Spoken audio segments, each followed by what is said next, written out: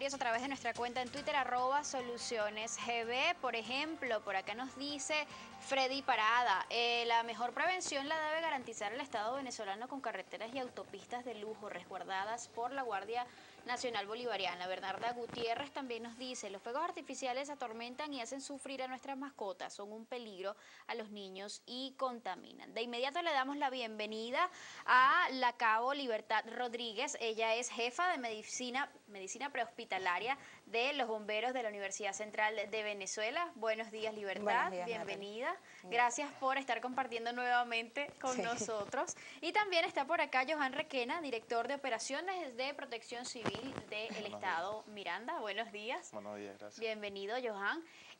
Fíjate que hay un comentario por acá que me llama mucho la atención y dice, la mejor prevención la debe garantizar el Estado venezolano con las carreteras y autopistas de lujo resguardadas por la Guardia Nacional. ¿Compete nada más al Estado venezolano, digamos, la seguridad de los ciudadanos en estas Navidades o en cualquier época del año? No, definitivamente la seguridad nos compete a todos. Si es un tema, lo de las vialidades en el país, lo mencionaba en el segmento anterior, lo mencionaba Miguel, sobre todo cuando hacen las descalificaciones de las vías, el tiempo mientras escalifican y echan el asfalto nuevo es a veces muy prolongado. Así es. Y esta es una de las causas, sobre todo como se mencionaba, de los accidentes en moto. Así es. Pero la seguridad depende de todos, desde el Estado venezolano hasta el ciudadano común que debe tomar sus medidas y ser precavido con él mismo. ¿En cuánto incrementa el número de llamadas de emergencia por incendios en esta temporada? Miren, en estas temporadas aumenta bastante.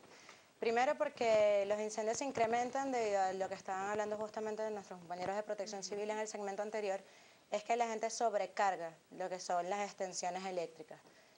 Muchas veces si nosotros vamos a tener una carga extra de la que ya tenemos en nuestra casa, nosotros deberíamos utilizar tanto lo que sería un regulador eléctrico y tener varios destinados a cosas totalmente distintas. Por lo general lo que hace la gente es que utiliza el mismo regulador, le coloca una regleta y a esa regleta conecta el arbolito, el aire acondicionado, el equipo de sonido, muchas cosas que va a estar utilizando constantemente durante estas fechas de Navidad. Y lo otro es que también, justamente por lo que es la emoción de las festividades, la gente lo que suele hacer es de que se olvida de la cocina, deja abierta la llave de gas, deja prendidas muchas veces las cocinas eléctricas. Ahorita hay muchísimos accidentes con cocinas eléctricas, la gente no se da cuenta, no está pendiente de verificar si fue apagada o todavía se mantiene caliente, dejan cosas dentro de los hornos también y los prenden.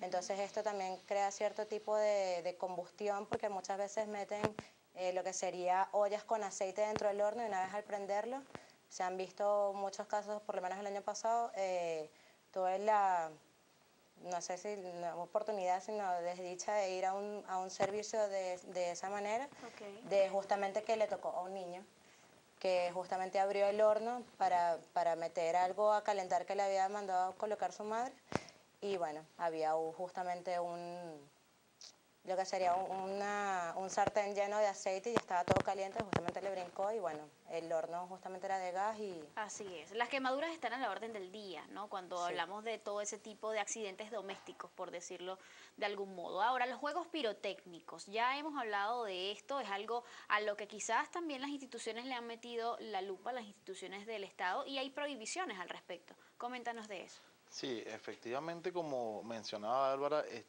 no son juegos, son artificios y tienen sus riesgos contra la vida, contra la salud incluso, y los más afectados siempre son los niños.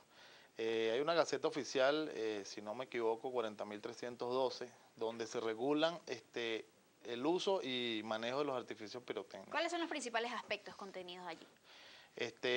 Ahí se define cuáles son los tipos de artificios, cuáles son de uso permitido, cuáles son de uso restringido, e incluso los que están prohibidos totalmente a la manipulación del público, como por ejemplo el mencionado globo del deseo, que por el tipo de combustible que tiene, cuando se eleva y cae en algunas partes, produce incendios. Generalmente cuando cae en viviendas, en vegetación, produce incendios porque es un globo que va a la deriva, o sea, cae donde mejor le parece.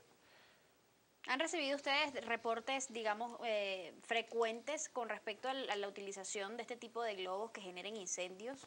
Sí, el año pasado fue constante, por lo menos en lo que era la parte justamente del estado Miranda, a la altura del Parque Caiza, o sea, esas zonas que son bastante altas, montañosas, que justamente la gente lo que piensa es que como son abiertas, allí sí pueden utilizar el globo del deseo y no va a ocasionar ningún tipo de daño, pero es más constante. Es decir, que está prohibida entonces ya, de hecho, la venta de este tipo, digamos, de artefactos, de artificios pirotécnicos al menos en el área de Caracas. ¿Conocen ustedes de otra región del país donde también se haya emitido esta prohibición?